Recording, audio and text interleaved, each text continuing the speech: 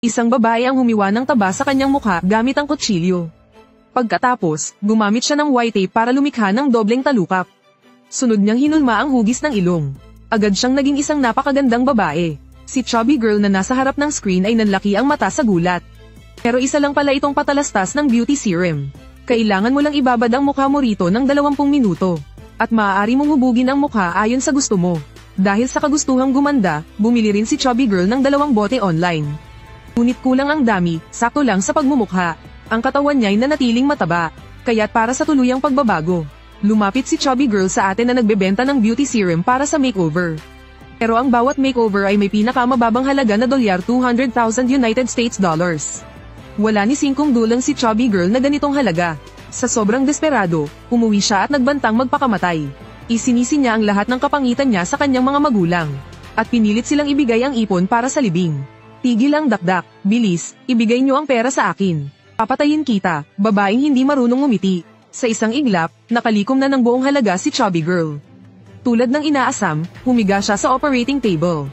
Habang isa-isang hinihiwa ng doktora ang taba, tuluyan siyang naging isang tunay na kagandahan. At binago niya ang pangalan niya sa Suyon.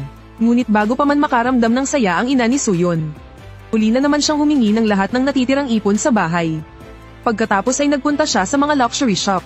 Inayusan niya ang sarili ng bongga. Parang isang mayamang dalagang sosyal. Dahil sa kagandahan niya, agad siyang naging isang sikat na influencer. Araw-araw siyang kasamang kumakain ng iba't ibang lalaki sa mamahaling restaurant. Inamon niya ang lahat ng luho na di niya naranasan noon. Ngunit hindi pa rin nasiyahan si Suyon. Ang layunin niya ay makahanap ng gwapo at mayamang nobyo at makapasok sa mayamang pamilya. Pero ilang araw na siyang uma-attend ng blind date, puro pangit o dukha ang nakikilala. Wala sa kanila ang pasado sa kanya. Hanggang sa araw na ito, napansin si Suyon ng isang talent scout sa isang party.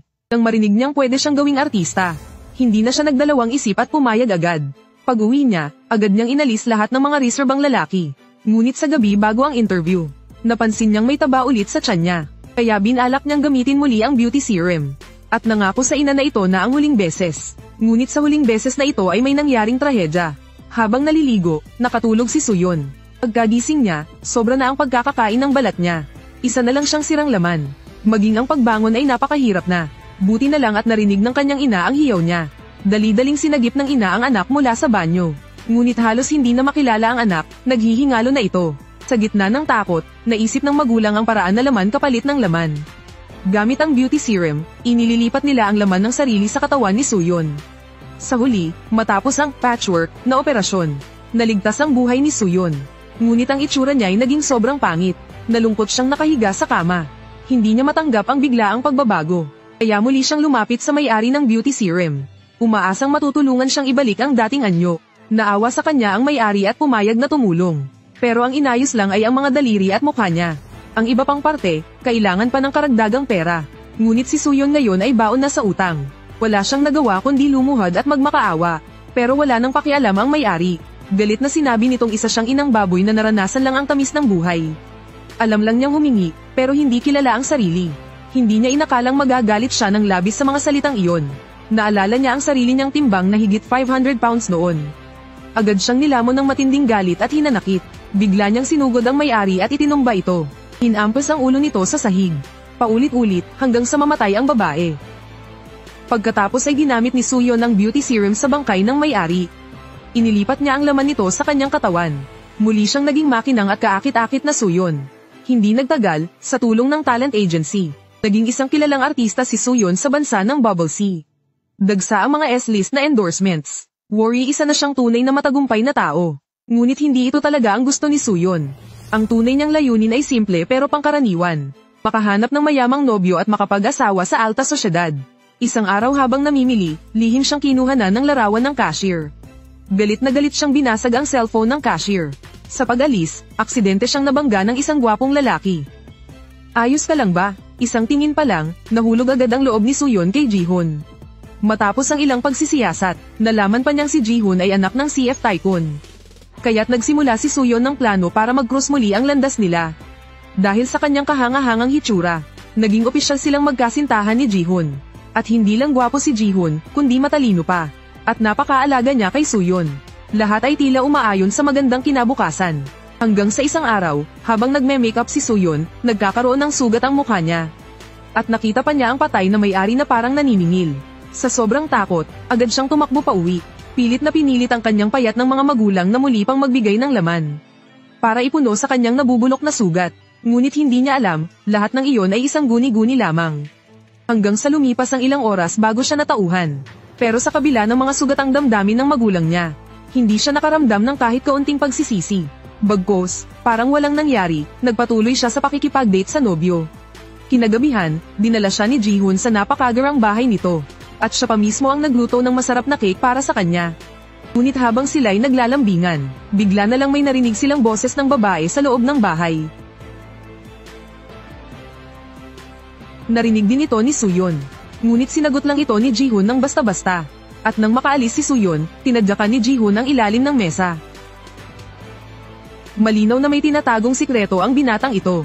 Ngunit si Suyon ay wala pa ring alam. Hindi nagtagal, nakakita siya ng isang kahon sa kwarto ni Ji-hoon. Ang inosente niyang akalay ito'y regalo para sa kanya. Pero laking gulat niya nang mabuksan ito, 4 na bote ng beauty serum. Lubhang nagulat si Suyon.